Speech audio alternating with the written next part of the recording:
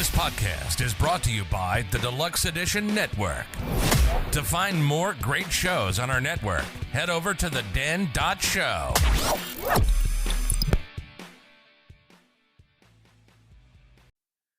So take a second, subscribe, hit the thumbs up. If you want to hit the notification bell, you go ahead and do that. If not, I'm okay with that. But if you subscribe and hit the thumbs up, that helps us out a lot. If you're listening to us on iTunes, give us a like and leave a review. If you think we suck, tell us we suck, but make it a 5-star you suck. Because that's the only thing that helps. Hold on, stop. Welcome back to the Shit Show 2.0. Okay, Boomer. Damn millennials. Wow. Did not know that. Even flirters who are obviously mentally ill. You want to be my wife? Oh, this is going to go downhill real quick.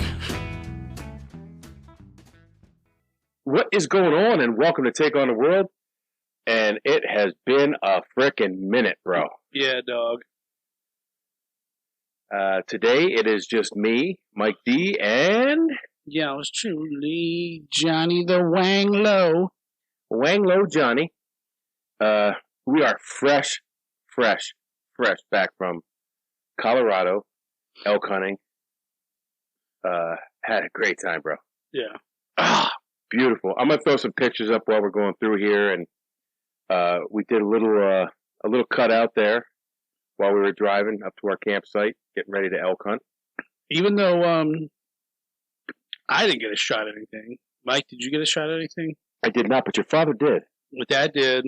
And there's somewhere in the woods of Colorado a mule elk running around with shit still hanging out of his ass. Yep. From the arrow that flew over his head. And there is somewhere in a tree in Colorado, hopefully in a tree, an arrow from my bow just to leave it out there. Well, it wasn't for lack of trying, but I told you going in it was going to be hard, and that we probably were going to be 90% most likely not to get something. Well, you know what, and I said this the whole time. I said it to your dad. I said it to you.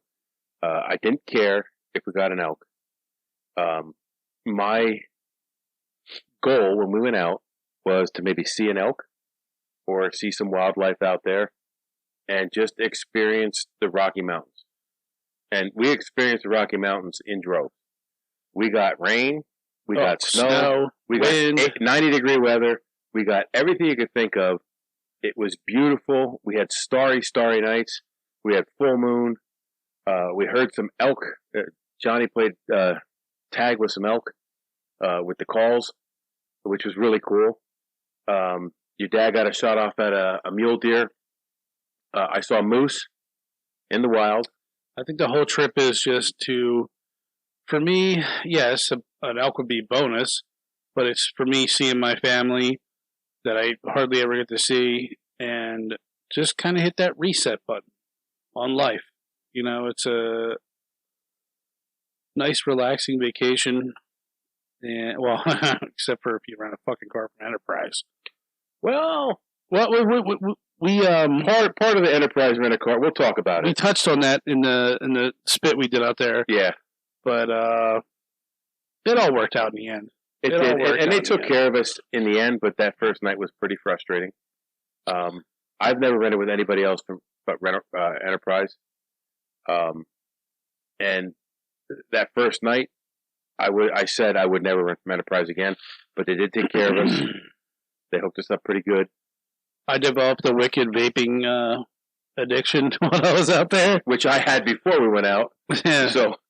So Johnny and me now I got our little shit. I never told Deb the story of me when the last day we went. I'll share it with you guys. I won't blow it now, but when I slid halfway down the hill.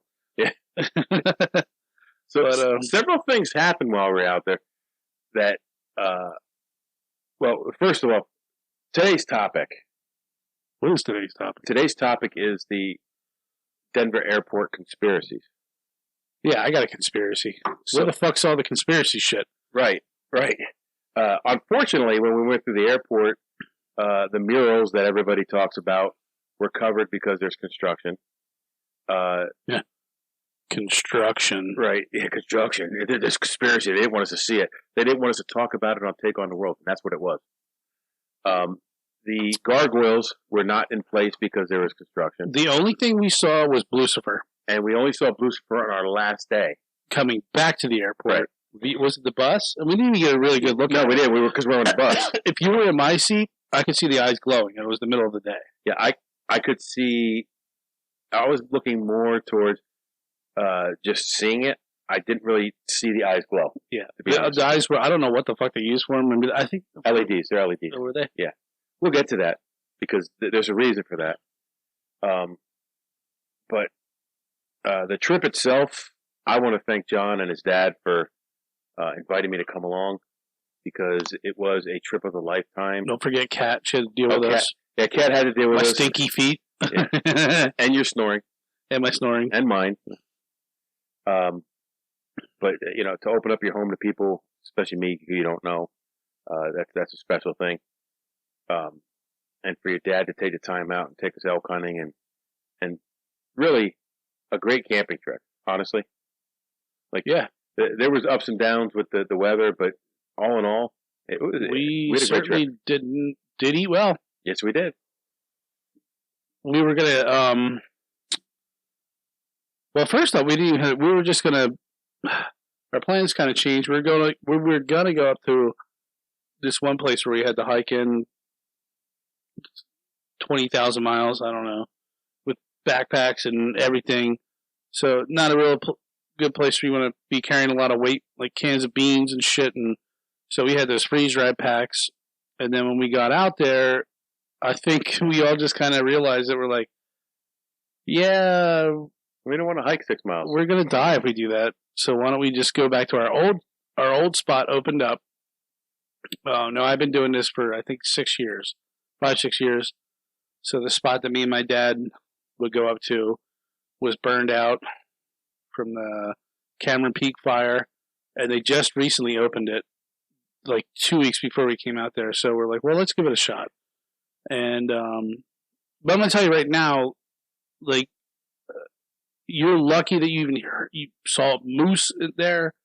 We did see a couple mule deer off the road, and but just to hear them bugle, and especially what happened that last night, there's guys that live out there their whole lives and never hear a thing. And that would, like, I don't want to say I was frustrated the first week. I'm not gonna lie. I saw the moose the first week. I was getting a little frustrated because I'm like, God damn it, how many more fucking years am I gonna carry this goddamn bow and arrow into the woods? And I try not to think that way, and because I know it's not easy. You're going into their world, and they're smarter than us. Yeah, they know they know that you're there hunting, and I think a lot of hunting elk is a lot of luck. And a lot of hard work. Yeah, it is. It is work. But it's a little bit of both. Like, you got to put in the work and know what you're doing, and there's a little bit of luck behind it. And the lucky part was we talked to one of the game wardens who came out and checked our licenses and whatnot. Oh, did you ever email him? I'm going to email him tomorrow. Dude. Yeah. Cool dude. Like, he said, hey, you might have luck if you go over here. And, like he was, like, rooting us on to get an elk. Yeah, and he put us onto a good spot, and that's where John played. A really good spot. He played tag. He played calling tag with elk.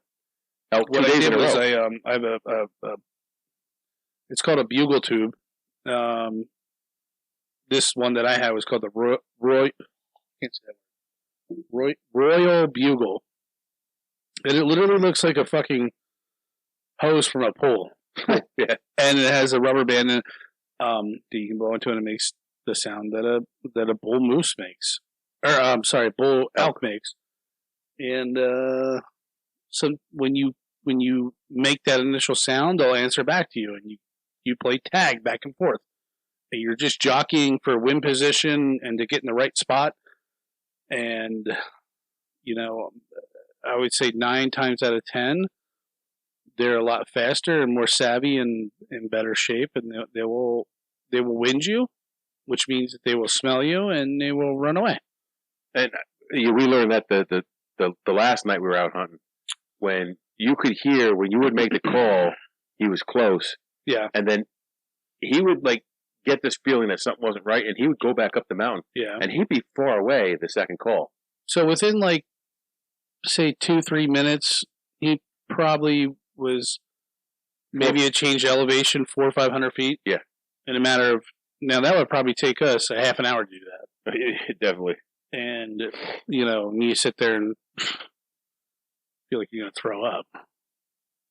But no doubt was that fun. I got it. It didn't, as always, the pictures that we take of the mountains, the videos you take of the elk bugling. Do no justice. Do not, you can barely hear the elk. I have the audio of it, and I just bugled back with this bull for a good half hour. Oh, yeah. At least. And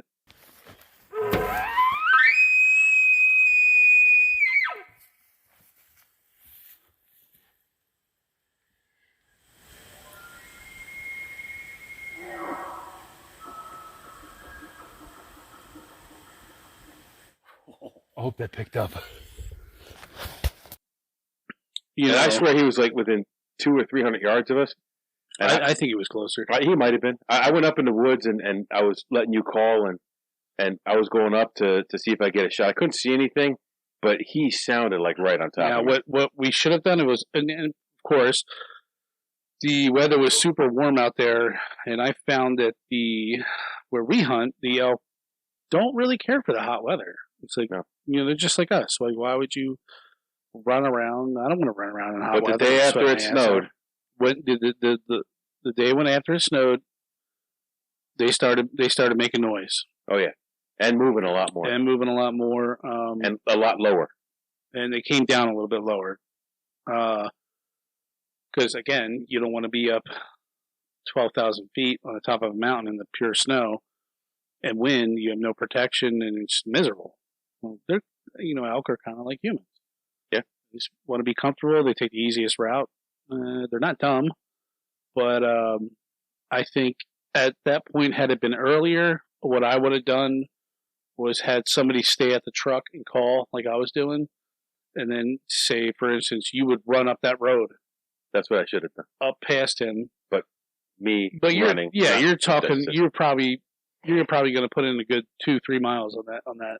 Just to chase him down. Chase him down. But that's what I was telling you. Like, that's literally like some of the philosophy for elk hunting is you hear them and you run after them. Like whitetail hunting is they come to you. They come to you. They're very, very skittish. Not to say elk aren't, but you know, you look at the trees out there. The trees aren't really conducive for putting a tree stand in. No, especially that one that we had. I don't know what it was. It was the strap was messed up on or something, and as soon as you put weight on it, it fell. As soon as you put weight on it, the strap just loosened up and the thing fell forward. Which I'm so glad that, you know, my dad was like halfway up the tree. And he's like, I don't feel comfortable with this anymore. So it's like some kind of like intuition. Yeah, you know, because we didn't test that strap until we got back. We were going to use the tree stand as an extra seat at the camp. So I strapped it to a tree, nice and low, so you could stand on it and sit. And the minute I put weight on it, it just fell. I'm like, okay, maybe it's just because I'm fat.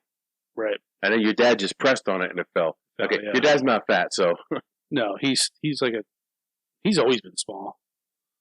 He's shorter than me, and he's, so, God, where did we start? Like, we kind of just broke into, like, the elk hunting experience, but... right, that's what the whole trip was about. The Denver International Airport stuff was... Yeah, it was a disappointment. It was very disappointing because... And you fucking cocksuckers, on the way back, I fucking had a $20 buck knife, which I fucking loved, and some little fucking punk kid with a... Hold on. The kid was nice. He was very nice about it. He was nice. We're still going to call him a punk kid. And then did you hear what I said? I was like, yo, dude, you should keep that knife. It's a really good knife. He's like, oh, fortunately, we're not labeled. Blah, blah, blah, blah, blah. What? Really? Dude, put it in your pocket. Yeah. So anyways, it was in my backpack, my carry-on, And I swear to Christ, I checked that fucking pouch on the front of my pack like 5 times. And I emptied everything out, and it must have just been stuck in. There's a bunch of pockets in the pouch. And of course, this dickhead, not the kid, the guy at the thing, and you said it, you're like, yeah, your bags are holding us up. And they were. Like, I walked your over, bags. and I had like a little lunch bag with tamales in it. And then I had my backpack that had my clothes and my medication in it. And a knife. And this knife. And they set them aside, and they were waiting for somebody to check, and I'm like, God damn it. Well, I was like, I wasn't worried about it, because like, I knew I didn't have anything in there. I'm like, when you fucking seize my tamales, you sons of bitches. And, but now there was that fucking knife in there, which, by the way, I got home. We got home Friday, and Saturday night I ordered another one. And so, joke's on you. So, okay, now this is going to be the real story. That's John's story. That's John's version of the truth. The actual real story is this. John and I don't know if anybody knows this, because I don't think we've ever mentioned it before. I've gone to Saipan. And on our way back from Saipan, I had a very good SOG knife in my... Which I gave to you? Right, in my shoulder bag. And it made it through Guam Customs. It made it through Saipan Customs. It made it through Japan. You know what I was looking at? It made it through Chicago. I saw the camera screens that they were looking at that had my wallet in there. And you're right. Those RFID wallets are just a black spot. Yeah. So I said, if I put my knife under that, they wouldn't. It was longer than the wallet, but they would have seen like something jutting out the end of it. Yeah, but, that's it. It certainly would not have looked like a knife. It just would have looked like a blunt ender, or the handle part of the knife. So the story is, since mine got through all those customs, John said, "Fuck that! I can get one through too." So he tried to get one through, and he got caught. That's the real story. Now, apparently, you can mail if something gets taken from you. You can mail it. You can mail it back to yourself, but it's a flight out is more stressful than when you're going on vacation and you're flying in, because you're all happy when you're flying in. Everybody's your friend.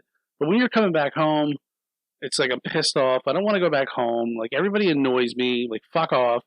Like, I just want to get this shit done. I want to get back home and have one rest day. And so who the fuck's going to sit there and be like, you got to find an envelope, and now I got to find a stamp. Now I got to mail that So, fuck you, TSA. So let's talk about the Denver airport for a few minutes, and we can get back to our experiences in elk hunting. The Denver International Airport is the largest airport in the U.S. See, now that is surprising to me, because it's by size, not by the. Yeah, but I felt like the Dallas Fort Worth International, like when we landed, we were going like, you land, they put the things up, you slow down from like 300 miles an hour, or the hell you're going, and then we were just cruising at like 40 miles an hour down this runway. It seemed like for like a half an hour. Right. I was like, where the fuck are we going? But what you see at Denver is only half. They're only using half the space they have. Oh, that's right. The other half's that military base on the ground. Hold on. The other half is there to expand the airport. They can actually double the size of that airport, runways, and terminals. So that's the way it was built. It was built to be expandable. So if you look at the whole plot of land that is the Denver International Airport, yeah, there must be a conspiracy there. But you know what? Well, that makes sense. See, because the second thing there is it sits on 53 square miles of mostly unused space. The actual size of the Denver airport, which is built that you can look at as a structure, it's not that big. No, and it looks like a tent city. Yes, and it's a double wall tent too. Yeah, it's weird. So all in all, there are 6 million square feet of public space at Denver International Airport. That's a lot. Which, that was the other thing, one of the conspiracies that they were talking about was the cost of the... Johnny, jump ahead. God, did I do it again? You just did. Sweet. Look what number 4 is. The initial cost was projected to be $1.7 billion, but after completion and construction is still going on to this day, the final price tag was closer to $4.8 billion. And I think that $2 billion extra, or $2.1 billion extra, is what people look at and say, well, where'd that money go? I would say the same thing. Why Like, was it really? such an overrun? There's really nothing. I think we spent like at least $1.5 billion on beer and food. Yeah, probably. At that one bar we were at. And we met that. I thought the guy was gay at first, and then the guy with the kid. No, remember the guy was sitting to your left when we first got to the bar. Oh yeah. Oh yeah. Then the hottie came up, and he's fucking getting her number. He's buying her drinks, and then he had to leave. He leaves and gives us he tries to pass her off to us. And she goes, "Okay, I'm leaving." And Mike scared her away. She's like, "You smell like bologna. You smell like pickled bologna, bitch, asshole." So there's 5,300 miles of fiber optic cables running throughout the airport to support the local internet. In addition to this, there's roughly 11,365 miles of copper used for communications in the airport. And by the way, it's not in Denver. For those of you that are wondering, and I've said this before, it's probably about 45 minutes to an hour outside of Denver. They say it's an hour Uber ride to Denver. Yeah. And most of the airports are like that. Like Philly's not in Philly. Dallas-Fort Worth isn't in Dallas-Fort Worth. It's in Vineland. Yeah, they're all. I think it's pretty relative. Like, you can't build an airport in a fucking city. No, you don't want it in the city. No. The fueling system can pump up to 1,000 gallons of jet fuel per minute. And there are 6 jet fuel storage tanks that hold 2.73 million gallons each. How much? That's a lot of jet fuel. How much fuel do you think you burn up going from Philly to Colorado? 30 or 40 gallons, easy. I don't know, dude. Probably 1,000 gallons. I don't know. No, I know. If it can pump 1,000 gallons a minute. I enjoyed the flight because it was a bigger plane. So I like being on the right side of the plane, so on an end seat, because I can stick my bad leg out Until the cart comes through. I never had the cart crash me. I had that fucking hot Asian girl's ass rub against my shoulder like 50 times.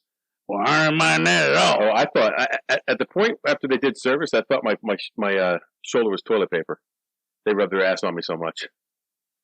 Well, do you like the part where you found the thing where it finally went up? Well, I put it up on the other one, but that one was a little bit. The other one had a little switch there to put the arm up. Yeah. This one you had to find the button and push it up and get it up, and I finally did. But yeah, so not little heads up, if you sit on an end seat and you're a bigger guy, that armrest that comes down will fold up, and so you can get out of your seat or sit kind of cockeyed sideways. Yeah, and it's way more comfortable.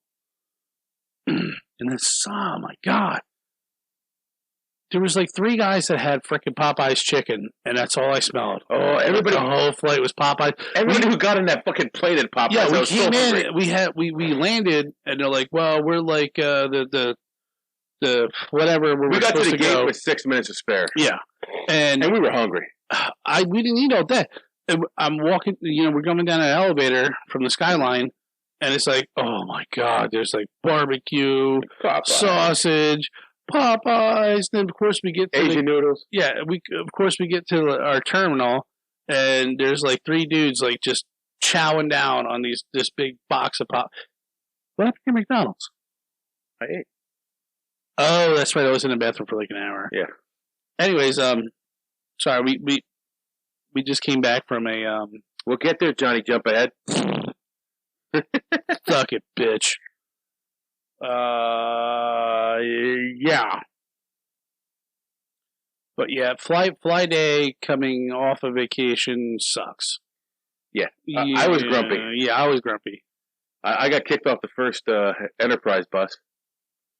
Because you wouldn't wear your mask. That's not it. Well, she was a bitch. I had a neck gaiter on. And I'm she like, must have been grumpy. And she's too. like, you can't get on the bus without your mask on. I'm like, well, can I just set my bag? Yeah, he had his hands full of bags. A bow case, bag, like. Can I just set it on and then I pull my neck gaiter up? No, you can set it down out there. And I'm like, well, then I got to fucking pick it up out here again. And she goes, and you can't get on my bus. And I'm like, oops. I was down like 20 feet. I'm like, I hurt. I'm like, oh, crap. I'm like, is he? Are we getting arrested? I'm like, sorry, Mike. And then she starts cussing me out. Like, she's like, don't cuss at me. And she starts calling me motherfucker and this. And I'm like, well, hold it. Well, the other, I guess there was another bus driver. And she said they deal with a lot of crap all day. Yeah, I was talking to her a little bit because she asked me, where are you going? I said, I'm going with the big guy. And like right as I said that, you were arguing with her. And I looked at her and I pulled my mask on. I'm like, uh-oh. And she's like, yeah, we deal with a lot of... I'm like, oh, I understand. It's stressful. Look, I get it. I was kind of a dick. I get it. No. You? But if you just let me set my bags down and pull my mask up, that's what I said to her at first. And she goes, you could put it down out here. No, and then when we were driving on those buses, like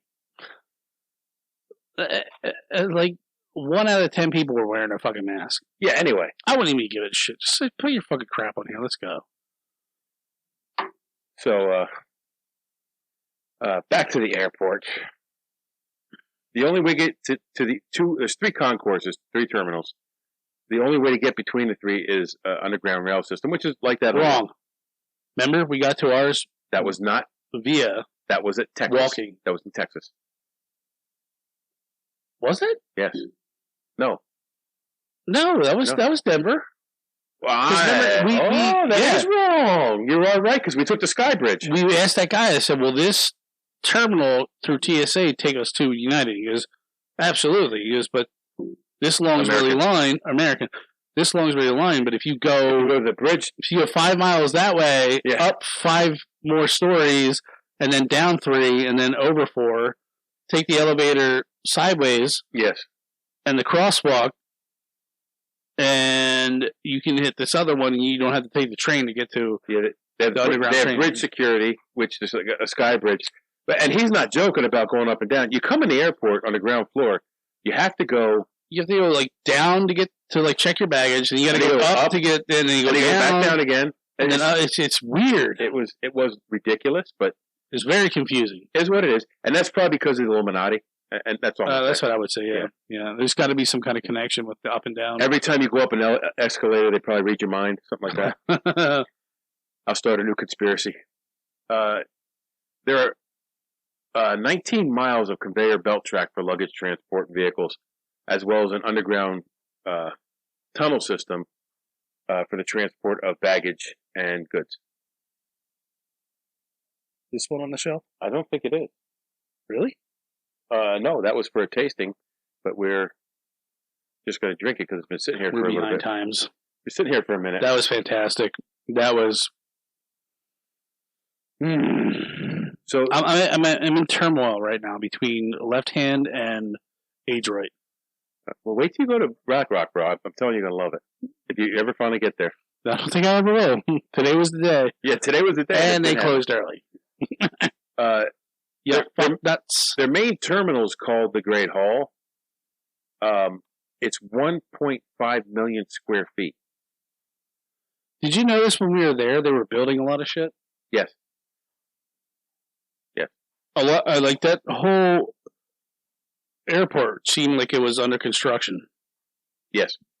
And unfortunately, because of that, we didn't get to see a lot of stuff. Yeah, we didn't get to see the freaking mural. The gargoyles were not there. The gargoyles. I was pissed because I would say pissed, but I was a little disappointed. I was disappointed because I was really looking forward to. I've seen pictures of it, but it's nothing like seeing it. No, it's just like taking a picture of the mountain. I could take up all the pictures of the mountain, and I'm gonna put them up on this while we're talking here. But no picture does the view justice. Not at all. No, it's not like being there. For sure. So the fact that the construction cost doubled is what was supposed to have spawned many of the conspiracy theories. These theories were added to by the Denver airport officials being perfectly willing to allow the theories to be fueled.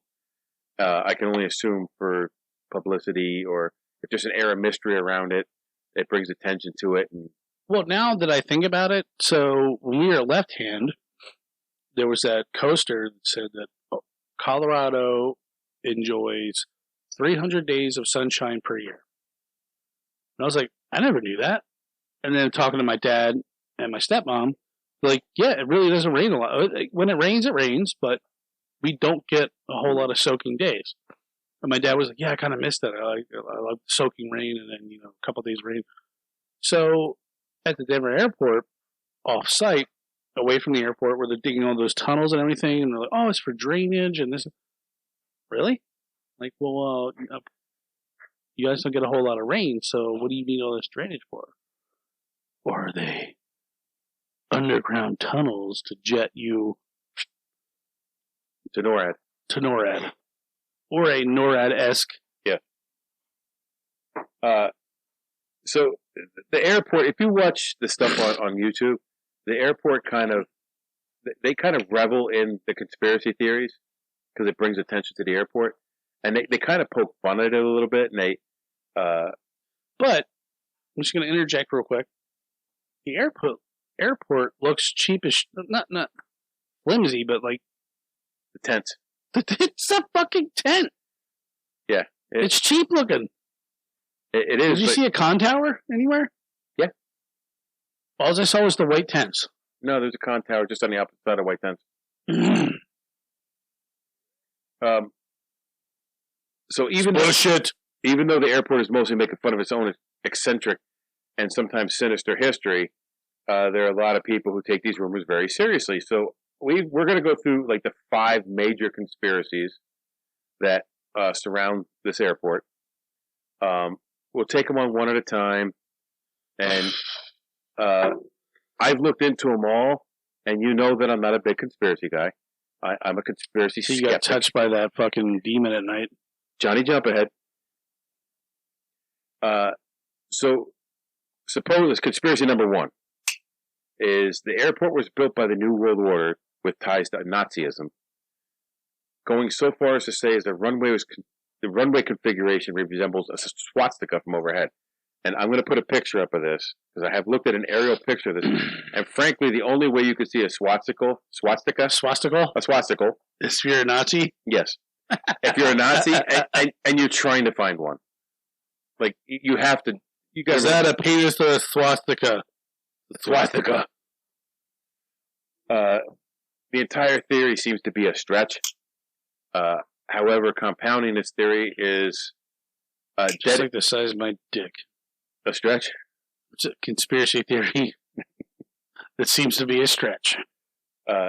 There's a dedication marker that credits an organization called New World Airport Commission for building the airport, but that organization doesn't really exist. So it's kind of strange that it would be there. There's also strange markings said to be on buildings connected to the New World Order. Did you drink that already? No. I still got some. All right. You want another one? No. Well, yeah, I do. I was going to grab the red out of the freezer. Oh, I don't have glasses. Oh, yeah, we do. We have our official tasting glasses over here. All right. Continue on, my son. Okay. So, there's New World Order supposedly markings on buildings, but according to some references, there are actually references to the Navajo language or the periodic chart table of elements. No matter which is true, either one seems to be a little bit strange. So you got to wonder why those markings would be there. But they are. So, and there's no real explanation for that.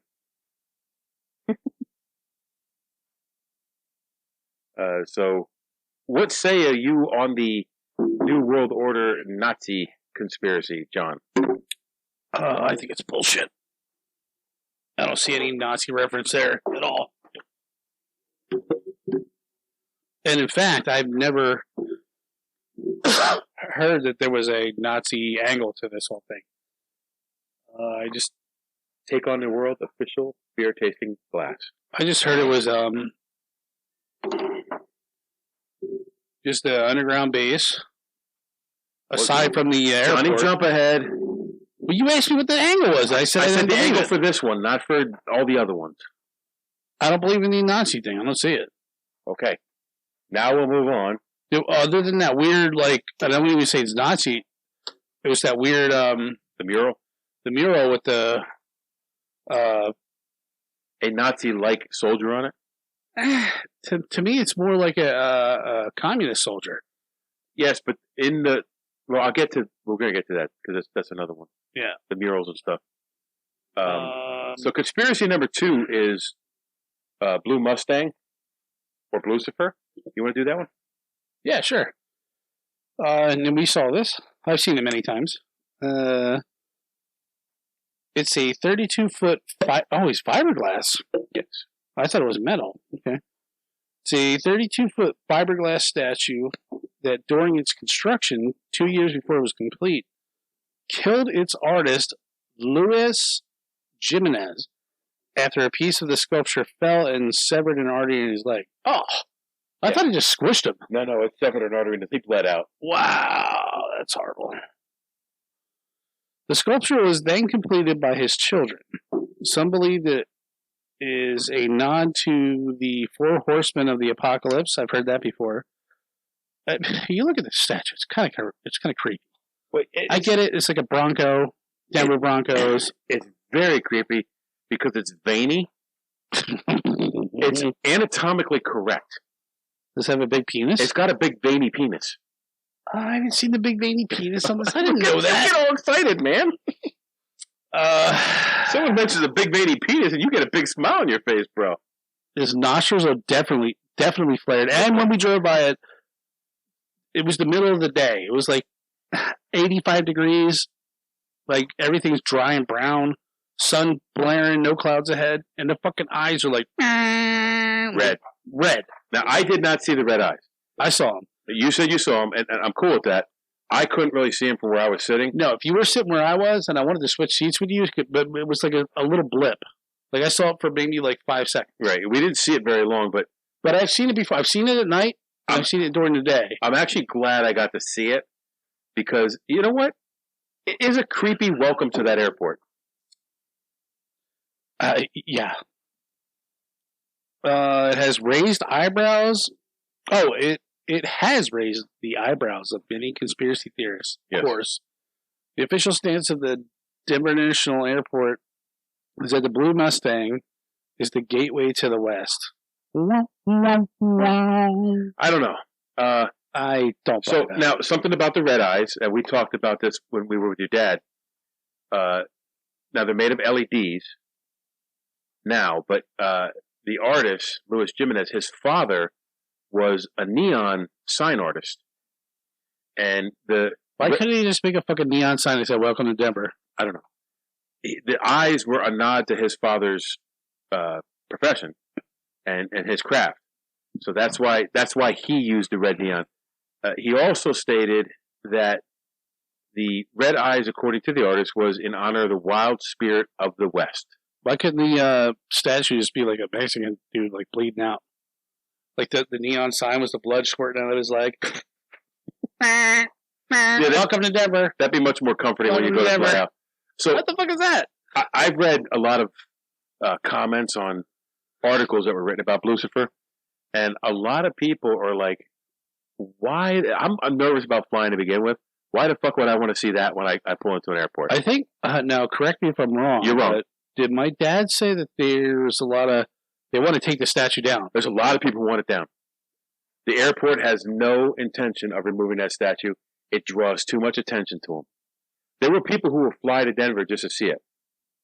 One of the things I wanted to see when I flew to Denver was Lucifer. So imagine someone like me who's interested in shit like that. If I had an extra $300 and I'm like, I'm going to fly someplace. I'm just going to fly to Denver just to see that fucking statue. Yeah. Well, I mean, it is Denver. It is Colorado. And there's a lot of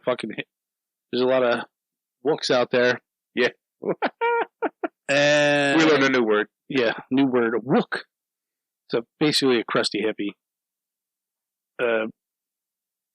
communist, crusty hippie with thinks that you should tear down every statue because it offends him. Anyways, go ahead, Mike. I actually met a Wook while we were out there. Sidebar. Really? Where? I told you when I went to the coffee place. The first day I went to the coffee place, Ziggy's, Yeah. a Wook walked in, and I guess he pre-ordered his coffee. And the lady said, I guess it was the only pre-order he had at the time. He says, I'm here to pick a pre-order up. And she says, is your name... is that Johnny Depp pirate guy? Johnny Depp pirate guy. Is your name so-and-so? And he goes, it is, and thank you for asking. Like, shut the fuck up. Yes, that's my name, jackass. And he looked like Johnny Depp without the hat from Pirates of the Caribbean. Was he wearing pirate boots? He was dirty, but his clothes were crisp and clean. Like, that makes sense. Yeah. Anyway, so I met a Wook. The third conspiracy is one of my favorites. Apparently there's a lot of unmarked buildings, and there's an extensive underground area on the airport property. Like, there are lots of tunnels. That's good. And some theories had said that this is being used as the headquarters for the Illuminati. So, when we landed in Denver, I did my Facebook check-in to the Illuminati headquarters, which got some chuckles on Facebook. So, it's supposed to be the headquarters of the Illuminati and the Freemasons who have been linked to the Illuminati. This theory is linked to a time capsule that's buried on the property that bears a symbol of the Freemasons. It's to be opened. It has Lucifer's real veiny penis inside of it. Yeah, probably. It's to be opened in 2094, sponsored by several local Masonic lodges. So, the theory is the airport was completed, the extra $2 billion. Conspiracy theorists point to Illuminati money, which some believe was used to finish the airport's construction in exchange for a secret society being able to use the property and the underground areas. The underground lair. Yeah. According to Denver International Airport website, rumors say that the first few buildings on the property were not built properly, but instead of demolishing them, the airport simply buried them and built more buildings on top of them. Giving the Illuminati an underground lair. When was the airport built? All this research I did not. It's 25 years old. Okay. So, 80, 85? No. 25? No, that's way off, dude. 95. I'm 39. 95. And I was born in 83. 95. Or 96. The official stance of this theory, the airport underground tunnels are used to move baggage quickly from one point to another in the airport. Now, I actually saw this on a documentary that I watched that a guy from the local news out there came and talked to them about the conspiracy theories. And they were making fun of him. And the guy or the airport spokesperson was kind of like joking about the theories. And he took them down in the tunnels. So there are tunnels. Oh, yes, there's absolutely tunnels. Tons of them. And they say they use it so that if you're at Terminal A or Terminal 1, whichever, I think it's A. If you're at A and you're flying out of C, like you're transferring to C, they could take your bags, put it on one of those carts, roll it from A to C in a matter of minutes rather than going all the way around the outside. Well, that makes sense. It does make sense. And a lot of the stuff that they use to explain the conspiracies make perfect sense. And this is where I depart for conspiracy theorists. I think sometimes the most reasonable explanation of things are the most reasonable explanation. You don't have to dig too deep to find the truth or make shit up or hyperbole. Okay, so let's just take it here. Even if this was some kind of underground escape pod for Armageddon, is it really going to matter? Because we're never going to be there. Well, that goes to conspiracy number 4. Johnny Jump Ahead. Johnny Jump Ahead. So, as John has just said... Why am I so right with jumping ahead? I don't know. You're good at it. the Denver International Airport has underground bunkers for the rich and powerful The rich and the famous. for protection in the event of an apocalypse.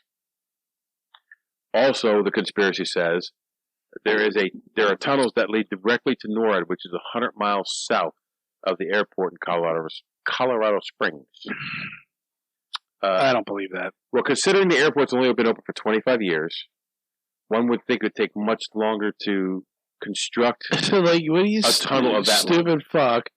You think you're just gonna walk up into NORAD and like, I can see this now. Like, well, if you're Yeah, rich we paid all this money. Right? Now we're down in the tunnels of Denver. Let's go to NORAD. you get there and the doors are closed. Fuck. Fuck. again, the official stance is yes, there are underground tunnels at the airport, including a train that runs between concourses and a defunct automatic baggage system. So one of the things I saw when I was watching the YouTube stuff was the guy went down there and they took an elevator down, and there's buttons on the elevator for 3 levels, but there's only one level that they could go to. I know when we were in the elevator, there was a button for 6 levels, and you're like, Yeah, it was 6 levels. We I swear to God, went up yeah, one no, floor. that's not- We yeah, went up one floor. I'm like, wait, went from what? 1 to 6 on one floor. That's like, we're on ground level, and we had to go to 6, which you could have taken the elevator up, or the escalator up. Which, another thing is why the fuck, what are the straight the escalators that people walk real fast on? The walkways, I don't know what they're called. Why don't people walk down the stairs and up the stairs on an escalator? But normally in most airports, if you're going to stand and go down the You escalator, stand on the right. you stand on the right and let That's people a given. walk down the left. That's a given. It's People, just like when you're driving. people just stand right in the fucking middle. Yeah, or how about that fucking stupid guy that was on his Bluetooth headphones? Yeah, He's like, blah, blah, blah, blah, blah, blah, blah, blah, blah. And he's just standing on the walk thing that's going, and the dude behind him tried to get around him. and he moved over. He moved over and cut him off. Party foul. Shame on you, sir. Shame on you. Shame. So the bunker thing, I don't know. It's kind of weird that the elevator goes down. There's 3 levels, but you press level 3, it doesn't go anywhere. What was the elevator open for No, it's only open for staff. staff? So even staff are like, we can't get down there. I don't know. That is weird. And anytime you have something like that, it's going to lend to a conspiracy theory. Well, sure. I think any kind of mystery, it's like, well, what's that all about? So conspiracy number 5 is the end of the world artwork that's in the baggage claim area, which unfortunately we did not get to see. It was covered up because there's construction going on. The artist, Leo Tanguma, says his art is about world peace and a healthy environment. Yeah, okay. While many believe the imagery is much more nefarious, depicting Nazis and death, one image also includes a letter written by a 14-year-old child who died in a Nazi concentration camp. It's down in the corner. I'm going to flash the pictures of this up because I took pictures. I'll have to find pictures of the gargoyles, but one of the gargoyles is a talking gargoyle, and it's interactive. So if you walk up to it and you talk to it, it'll answer you directly to your question. You're gonna die today, kid. But they do goofy stuff on it, and I guess during the You ever seen a veiny penis? yeah, you like gladiator movies. But gargoyles in buildings, while they consider them nefarious here, have been around forever, and they're supposed to ward off evil spirits to protect the buildings. So I don't see. My whole thing with the DIA is that mural of the painting of, like, it's literally the end of the world. It looks like the end of the world, and then there's a dove at the end of a sword. Yeah, And I'm going to flash them up so you can look at them. dude's like if you- stabbing the dove. If you haven't, There's dying children in the background. yeah. Supposedly there's a lady holding a dead baby, and I think that's supposed to depict the past, and the next mural is supposed to be what the future should be, with a healthy earth and everybody getting along. Because they have a Jewish flag, and it's just odd. it is. It's odd. His rendition of his image is very odd. And why they would put that in an airport? is even more. I don't know. Like you let us know what you think. Like I'd love to get a hold of this guy that wanted to do this collab with us. Well, I think I'm more disappointed about that because we didn't get to see the shit because it was under construction. Right. And I don't know that there's a gentleman who contacted us and I talked to him and said we were going up to Denver, and I guess in his podcast he'll interview people about conspiracies and stuff like that. And I don't know where he stands. I honestly don't know where he stands on whether he believes in these conspiracies or he doesn't. So it'll be an interesting time if we can get this hooked up. That his handle is New York Patriot. And I really want to get, maybe we get him on the computer here and talk back and forth or whatever. I don't know what to try to figure that out. But it's going to be interesting talking to him because I am a true skeptic of all conspiracies. I am a true skeptic of all. I think when I was younger, I would buy everything hook, line, and sinker, and just like, oh, no, it's the government. They must be evil. But the older I get, I put common sense into it. Not that I have a whole lot, but a lot of it, like you said, is it's just that is why they built it. Like not to have the underground tunnels for a secret NORAD base, just so we can move shit. Yeah. Like when you think about it, when we were on that, we had what 6 minutes? Yeah. To get off that plane from Colorado to. Well, we had 6 minutes left when we got to the gate, and our shit was there. Yeah. And we were standing at the window looking outside. So it got there before we did. It got there before we did. Yeah. Right. We got on a train, left the terminal in Dallas. We got on a train, left that terminal, went to another terminal. We got there, and our bags were already on the plane because we watched the rest of the baggage go on. We were worried about our phone cases. That airport is fucking huge. Yes. And I was amazed at like just the mass of like the structure. Now you say Denver's huge too, but a lot of it's not built. Right. It's just land. It's land so that they can expand when they need to. But Denver is, or Dallas Fort Worth is fucking. I think they have like 3 or 4 con towers that I counted.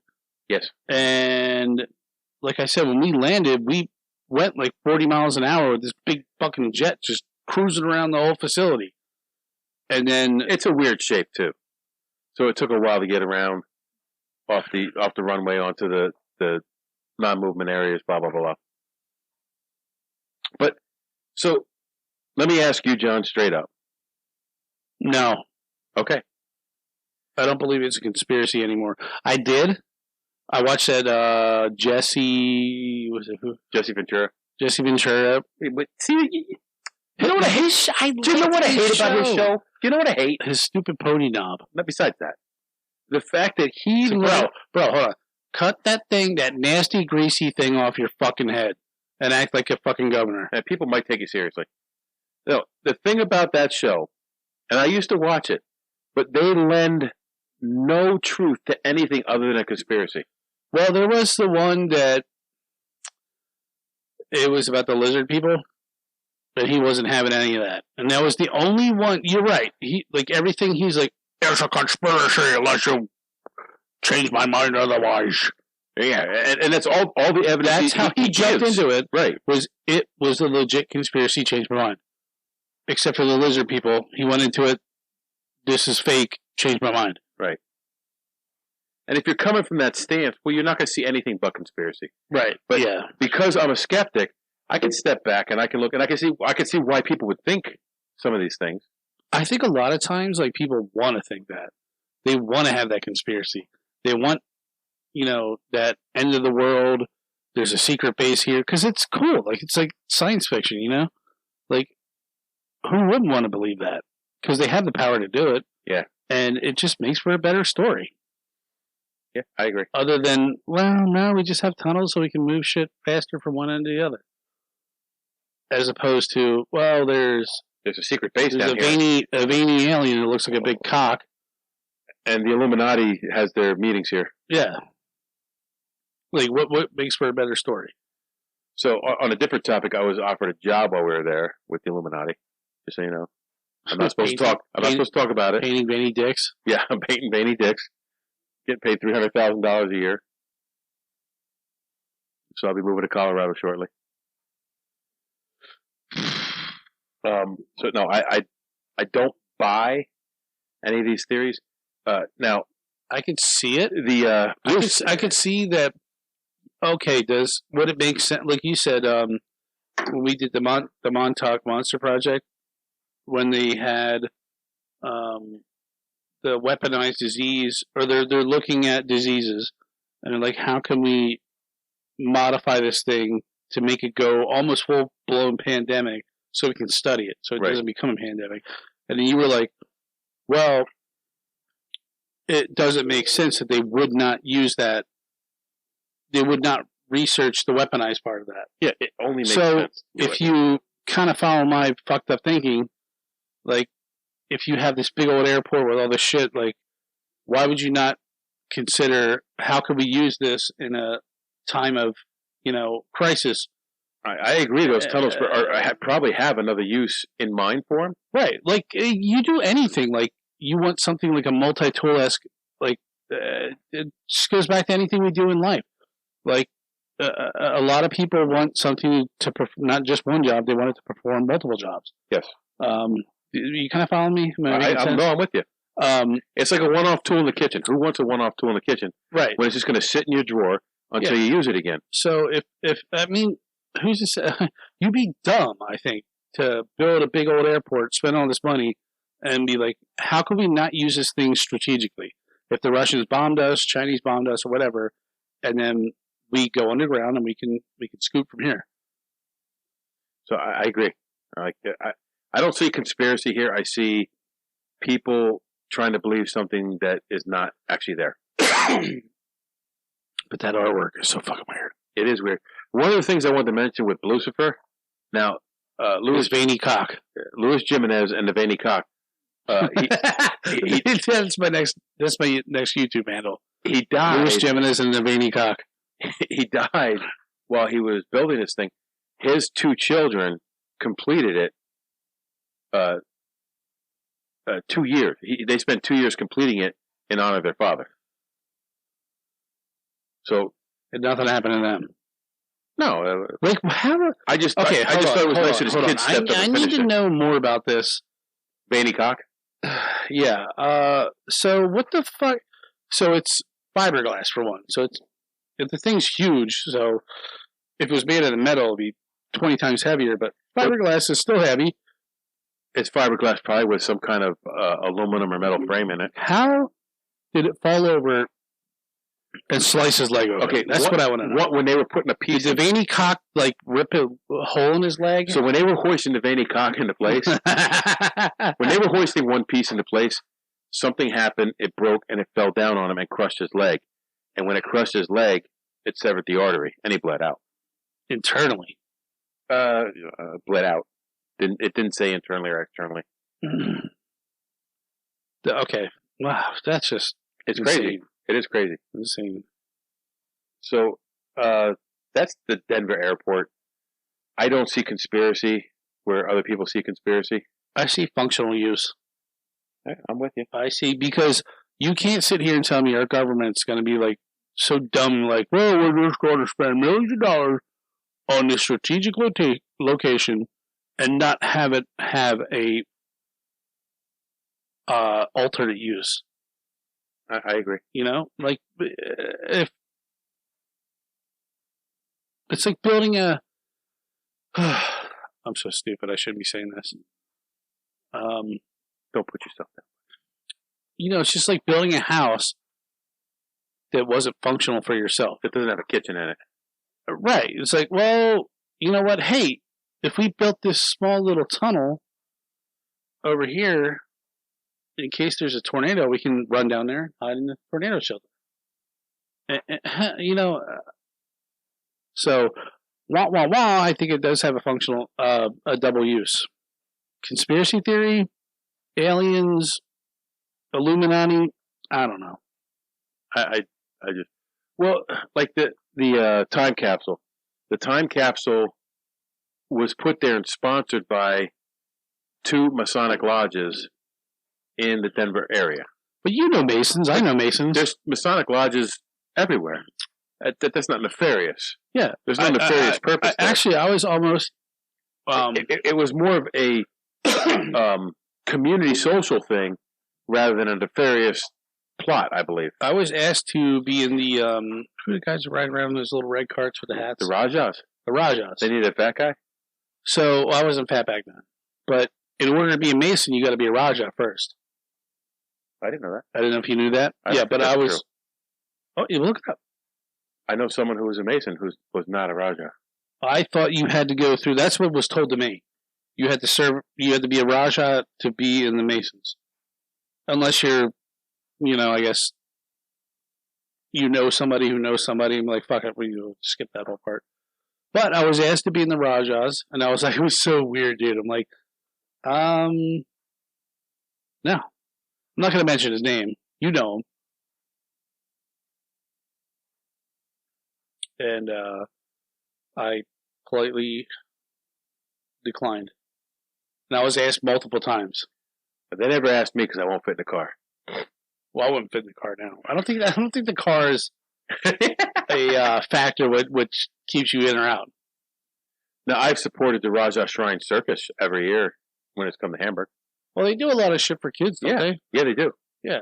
So, when I think to myself, as the older I get, I'm like, do you really think this fucking the Raja Shrine is a nefarious group that they're donating to sick kids who have cancer? Well, the Masonic lodges and the Freemasons have been tied to the Illuminati because of the secrecy of the Freemasons. Yeah. And we talked about this when we were driving through Prudhoe Canyon in Colorado. We talked about this, how anytime you put secrecy or a veil of secrecy over something, people are going to make stuff up. And combine it with a government facility. Right. Well, we were talking about the Plum Creek, the ice cream place. Plum Island. Plum Island. But anytime you do that, with anything, you put secrecy over any organization. And that's so right.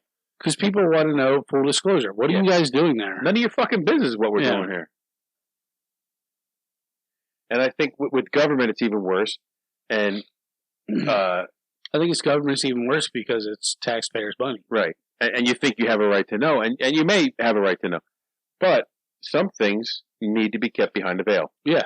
Because if you let everything out of the bag, then we're playing chess here, motherfuckers. Does that make me feel any better if I don't know something? No, because I'm a kind of person who wants to know shit. Yeah. And is there shit that they hide? Absolutely. For sure. Is there shit they should hide? Yes, I believe there is. I believe.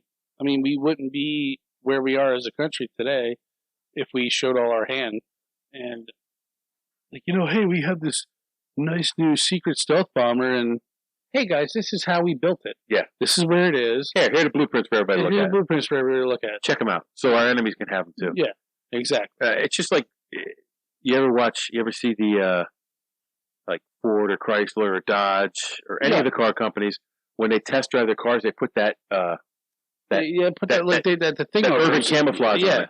So you can't see the angles of the car. They used to do see what it looks like. They used to do it during World War II for some of the merchant ships. I forget the name of the camouflage. It's a special name for it. But it's all geometric shapes all over the place, so you cannot. Is it that weird, like gray and black camo? Yeah. It almost looks like some of it's tiger stripes or something. Yeah, some of it's tiger stripes. I just watched a video on it. See, now I thought that was like a strategic thing. Like, how the fuck does that blend in with the water? Well, here's what it is. You can't tell where the ship begins and ends, really, because of it. And for a submarine to shoot a ship, specifically on the ocean, for targeting, it makes it very hard to target them because you can't tell what part of the ship is what part of the ship. And that makes perfect sense. And that was mandated at one time for all merchant ships during the war. They were all painted like that. Yeah. I mean, listen, folks. You know the thing. You're going to have some secrecy. And that's the bottom line.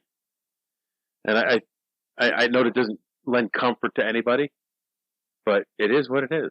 Like, But there's I'm this the kind of hardcore, person who wants to know too. But there's this hardcore nuts out there that just like, don't get me wrong. Like, I want a good conspiracy just as much as the other person. Like, how fucking awesome would that be? Be like, oh my god, like that place is a fucking like alien, like the Dulce base. You ever hear that? Yes. So they have like 11 levels, and that's a whole nother topic. But like, how cool would that be if that was actually true?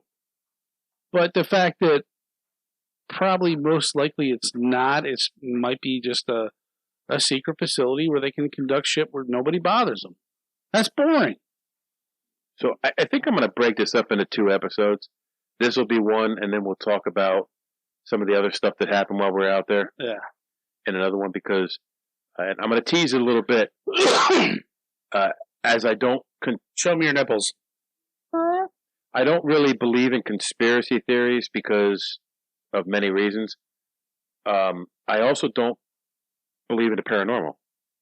Like, I don't believe in ghosts. Until last week. And I legit had a paranormal experience that I cannot explain. And we will talk about it on our next episode. Our next episode will consist of what we talked about on the road. We have about 20, 25 minutes on the road. I did a couple minutes in the woods. And we're going to wrap this up. That's happy. So, pay attention and watch the next episode, listen to the next episode, and I will explain my paranormal experience because to me it was weird because I don't believe in that kind of shit, but I have no way to explain what happened. So, until next time, we took on the Denver airport conspiracies and a little bit of Denver elk hunting, or Colorado elk hunting. Now you go take on the world. And I'm going to throw this in for John because I love when he does this. Yeet, yeet. Hold on, stop. Welcome back to the Shit Show 2.0. Okay, boomer. Damn millennials. Wow. Did not know that. Even flirters who are obviously mentally ill. You want to be my wife? Oh, this is going to go downhill real quick. Our podcasts exist because of listeners like you. To find other great shows, head over to the den.show. Thanks for listening.